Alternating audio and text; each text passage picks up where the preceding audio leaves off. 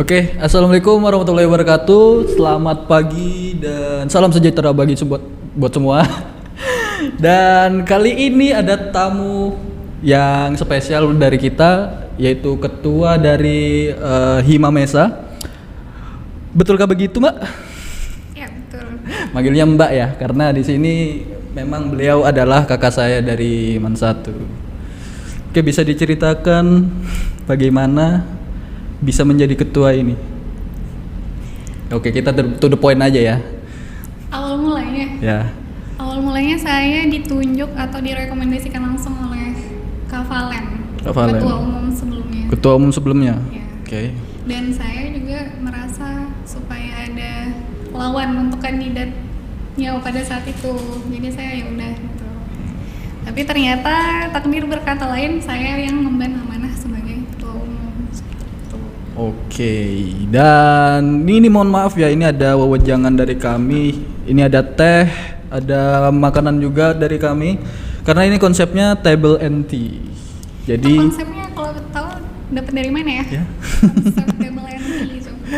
Konsepnya itu dari anggota kita juga, namanya Kak Elsa. Jadi dia nyarankan, itu sebenarnya dia yang jadi MC, bukan saya yang di sini sebenarnya. Dan Mungkin sibuk ya? Ya, mungkin dia sibuk atau apa gitu kan. Jadi konsepnya table and tea, dan itu sebenarnya ada tagline-nya kita sendiri, cuman saya nggak make gitu kan. Dan kali ini kita mau bahas organisasi.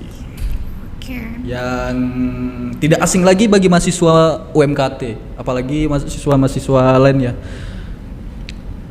Dan kenapa sih organisasi itu identik sekali dengan mahasiswa?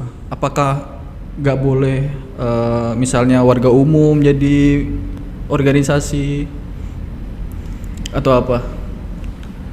Jadi sebagai mahasiswa itu kita harus paham sama perannya kita seperti itu. Kita tuh juga kenapa kalau misalkan kita di perkuliahan itu ada namanya KKN, ada yang namanya pengabdian. Nah, itu tuh gimana caranya kita juga berdampak untuk orang lain. Kita juga berdampak untuk masyarakat. Gimana kita menyampaikan hal-hal yang tabu di masyarakat seperti itu. Karena kebanyakan masyarakat juga berharap sama mahasiswa kan, oh ini S1 dari UMKT seperti itu. Kira-kira dia punya dampak apa nih ke masyarakat seperti itu. Makanya mahasiswa itu bisa mengembangkan dirinya, soft skillnya lewat organisasi. Jadi kita dikenal masyarakat itu supaya nggak cuman ilmunya yang gede, tapi ada manfaat lain di lain itu. Iya, kita bisa berdampak apa gitu ke masyarakat. Dan kalau boleh tahu nih, kesibukan akhir-akhir ini apa? Sepertinya Anda waktu untuk mengumpul dengan kawan-kawan sepertinya. Secara langsung juga ngumpul sih, tapi sama teman-teman Mesa ngumpulnya seperti itu. Betul. Nah, untuk kesibukan saya akhir-akhir ini itu mempersiapkan MUBAS karena ini udah masuk akhir periode seperti itu, dan juga MUBAS. Musyawarah besar gitu ya. Musyawarah besar. Untuk Mesa? Ya, untuk Mesa, untuk pergantian. Oke, soalnya saya bukan panitia, mohon maaf. Dan apa ya? Kalau boleh tahu, sampean ini punya masuk organisasi apa aja? Organisasi kalau di UMKT jelas Mesa. Kalau di luar UMKT saya mengikuti BK Paksi, Badan Koordinasi Pendidikan Al-Quran dan Keluarga Sakinah. Dan juga saya merupakan anggota dari Kohati, Korps HMI Wati di Komisariat WGM. Seperti itu. Oh, oke. Dan kebetulan beliau ini adalah kakak kelas saya dari Man 1. Dan beliau ini termasuk orang yang aktif dalam organisasi-organisasi saat itu. Jadi saya banyak belajar ini dari beliau. Iya, karena mungkin siapa tahu bisa melanjutkan saya kan dalam periode selanjutnya. Tidak saya angkat tangan kalau itu. Saya tidak sanggup. Ilmu saya kurang di situ. Kalau Dimas sendiri selain di Mesa kesibukannya di luarnya apa ya? Di luar daripada perkuliahan? Waduh, saya nguli. Nah, saya ikut organisasi namanya Tirtonegoro Foundation. Terus saya juga ada menjadi ketua di Sasentis Sasentis itu Sanggar Seni Perintis. Jadi saya di bidang kesenian gitu. Berarti organisasi Anda di bidang kesenian. Ya. Kenapa jadi Anda yang di interview, saya yang jadi di interview? Biar nggak kayak wawancara aja sih ya, kan. benar, Saya benar. terus yang saling bertanya lah kita. Sangat perhatian sekali ya. Dan kesulitannya ini apa aja ini yang misalnya membagi waktu dalam organisasi dan kuliah dan keluarga atau apapun itu gimana sih bagi waktunya? Atau ada setiap orang beda-beda gitu? Ya pasti setiap orang beda-beda karena kan setiap orang kebutuhannya kegiatannya berbeda-beda. Kalau saya sendiri selain organisasi kan saya juga ngajar.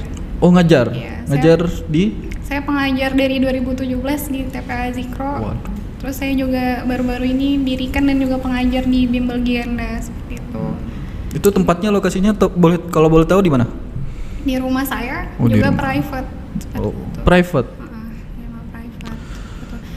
Kalaupun bagi waktu yang pasti dikorbankan adalah ya waktu istirahat, waktu ngumpul sama keluarga, sama temen itu pasti dikorbanin. Tapi adalah pasti waktu-waktu saya juga jalan keluar refreshing kan sama teman-teman seperti itu. Tuh cuman ya itu memang tidak seperti anak muda pada umumnya yang mungkin kuliahnya lebih diprioritaskan atau kayak gitu. Ini ya itu kadang pekerjaan organisasi karena kan memban amanah di organisasi kan nggak bisa semudah yang orang kira. Betul. Karena ya stereotipnya mahasiswa nggak semua sih. Ada oknum-oknum yang mengira organisasi itu tidak penting dan mereka mementingkan pendidikan itu. Itu gimana? Kalau menurut saya, ya pendidikan itu juga penting, ya kan, untuk secara akademis biar kita bisa menjadi pribadi yang lebih intelektual. Tapi di sisi lain juga kan kita butuh mengembangkan soft skill kita, misalkan gimana kita caranya mengajar, memecahkan masalah sama teman-teman, misalkan kita kekurangan SDM, bersosialisasi, bersosialisasi dengan yang lain, berdiskusi dengan banyaknya kepala yang berbeda dengan kita. Betul. Jadi itu kendala yang paling besar di organisasi yaitu. Jadi diadakannya mubes musyawarah besar. Jadi itu mengumpulkan berapa puluh kepala ya. Jadi kan satu begitu. Jadi itu keuntungannya masuk organisasi. Jadi ada bersosialisasinya, ada keuntungannya kita mendapat soft skillnya juga gitu kan. Dan yang lebih penting tuh gimana kita ngadepin masyarakat yang akan datang begitu. Apalagi sebentar lagi kan kita IKN nih kan. Iya benar. Gimana kita mempersiapkan pribadi kita sendiri lah sebelum kita terjun ke masyarakat. Betul. Dan tugas kita kita kan FKIP ya. Iya. Jadi kita mengedukasi teman-teman yang misalnya belum tahu IKN itu apa dan dampaknya itu apa begitu. Dan kalau boleh tahu itu motivasi dari mana sih kalau bisa berorganisasi gitu? Kenapa kok bisa jadi banyak gitu organisasi yang ikut? Gak capek gitu? Kalau ditanya capek pasti capek. Tapi kalau saya tuh dari kecil, dari SMP punya prinsip saya harus jadi manusia yang bermanfaat seperti itu. Walaupun mungkin dari sisinya itu saya nggak dapetin apa-apa, tapi kan kalau misalkan kita udah duduk dan diem misalnya merenung, kita udah punya progres selama di Hima seperti ini. Betul. Jadi terasa indah sendirilah seperti itu. Karena ya juga sih gimana ya, outputnya itu bukan selalu finansial gitu kan. Outputnya bukan berarti yang masuk ke keuangan kita gitu kan. Iya. Itu bisa berdampak juga nanti ke depan. Mungkin kita misalnya hari ini kita mengikuti kegiatan ini dan itu kepanitiaan itu bakal dipakai terus ke depannya. Kita ke depannya juga misalnya kita mau bikin konser itu ada panitianya juga kan. Nah, di situ kita bisa pakai ilmu itu buat menghasilkan uang lah istilahnya ya. Gimana juga kita tuh bisa ini sih, Kalau yang kecil aja kita remehin, gimana yang besar? Nah, itu betul Kalau yang juga. kecil aja kita nggak bisa syukurin nih, misalkan kita bangun hima kita yang kecil ini, ya kan? Gimana kita mau berdampak untuk masyarakat yang lebih besar lagi seperti itu? betul. Jadi yang dimulai dari yang kecil, yang mudah dulu ya. Iya. Sebenarnya nggak mudah Nggak juga mudah sih. juga sih. Yang kecil lah itu ya, yang kecil. Jadi semuanya itu tidak ada yang mudah. Jadi semua itu harus ada usahanya begitu ya. Ya. Yaps. Kalau Dimas sendiri selama jadi ketua divisi dari minat bakat, kendalanya apa aja? Ini disclaimer dulu ya, saya di sini dan tim-tim yang merekam dari tim recording ini itu semuanya dari divisi minat dan bakat dari MESA. Dan saya kebetulan jadi ketua divisinya gitu ya. Iya. Ya, disclaimer aja sih, bukan Iya, coba mungkin diceritakan apa itu? kendala-kendala selama berorganisasi di MESA. Kendalanya satu, Apa itu? social distancing. Oke, pandemi ya. Ya pandemi. Pandemi itu Karena memang kita menjabat ini kan sudah bukan menjabat juga sih. Istilahnya sudah jadi ketua ini kan pas lagi pandeminya, apalagi pas kita masuk ini kan. ya, dari jadi proker-proker 2020. yang dibuat juga menyesuaikan sama Iya. pandemi. Tiba-tiba kita sudah selesai pandemi, ya kita masih terfokus sama proker yang sesuai yang kita Nah. rancang pas pandemi itu gitu. Nah, Sedangkan itu. harusnya kita bisa melakukan proker-proker yang kondisional lah, Ya, yang seperti fleksibel lah. Iya. Istilahnya. Dan itu juga apa lagi ya? Kalau pendanaan saya nggak butuh duit sih. Banyak project yang nggak butuh pendanaan begitu. Bagi saya ya kerja. Kalau misalnya mau ada modalnya ya sebisa mungkin, kalau ada alhamdulillah, kalau nggak ada sebisa mungkin gimana kita bisa mengakali itu gitu. Jadi intinya tuh usaha aja sih. Itu menurut saya. Karena akhir-akhir ini kan apa aja gitu kan. Saya cuman coba-coba ya, walaupun tuh mundur-mundur gitu kan. Cuman seperti podcast ini kan. Ayo coba ini. Saya mau tanya, sepenting apa sih kita ikut organisasi yang sesuai passion kita? Waduh. Sepenting apa? Karena begini, passion itu menurut saya itu adalah hal yang mendarah daging di diri kita gitu. Yang udah emang basic kita Iya. gitu ya. Dan itu nggak bisa dilepaskan gitu. Walaupun ada passion baru yang masuk ke kita mencoba paksakan tuh nggak bisa. Iya. Passion itu sudah mendarah daging begitu. Misalnya kita pintar fotografi, kita disuruh edit, nggak masuk. Karena basicnya Fotografi, kita bukan bagian desain begitu. Jadi itu kurang masuk aja, kurang sejalan. Walaupun fotografi sama editing itu searah, tapi nggak terlalu masuk gitu. Jadi begitu. Yaps. Kalau Anda sendiri?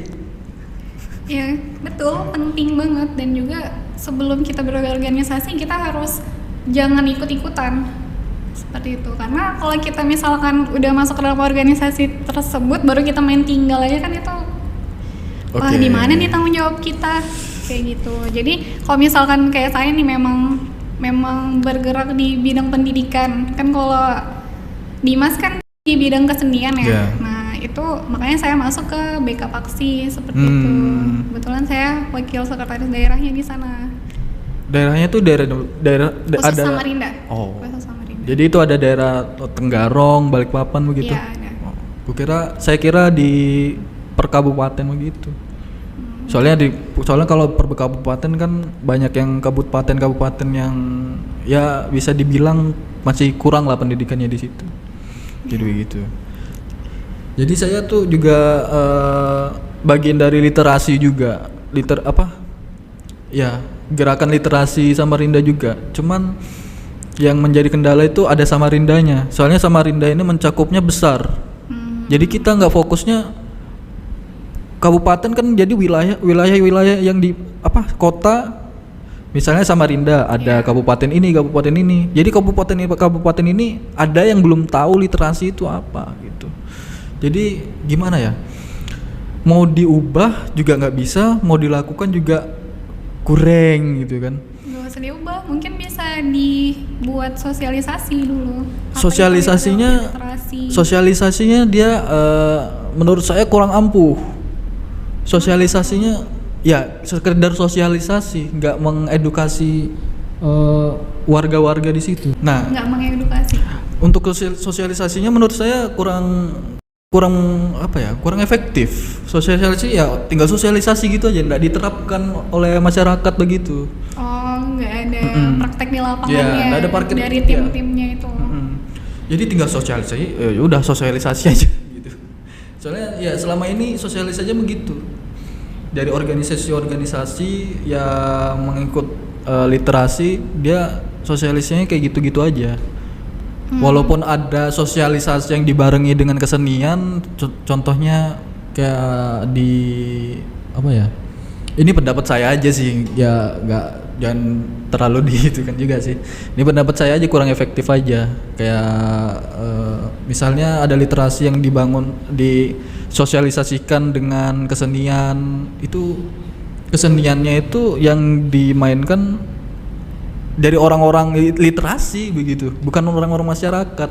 Kalau menurut saya lebih efektif mereka itu diajarkan sosialisasi biar dengan ada cara hasilnya itu, iya, yang nyata gitu. ya gitu. Jadi kelihatan, oh ini literasinya tinggi, Samarinda begitu. Dan Indonesia juga literasinya katanya dari orang-orang luar negeri juga mereka bilang tuh kurang. Padahal minat baca Indonesia ini termasuk yang tinggi begitu. Wah, agak out of the box ya. Tapi agak nggak out apa-apa, of the bagus sih box ya. pembahasannya. Oke. Dan apa ya? Ya, pembahasan yang tadi yang gimana ya? Yang nggak sesuai passion itu. Menurut saya banyak sih orang yang misalnya ikut organisasi pengen ikut-ikutan doang. Itu organisasi kan tujuannya untuk membangun diri kita menjadi yang lebih baik. Misalnya ya menambahkan soft skill kita, menambah pengetahuan kita agar bisa disebarkan begitu kan. Nah, ini yang ikut-ikut aja nih gimana ya?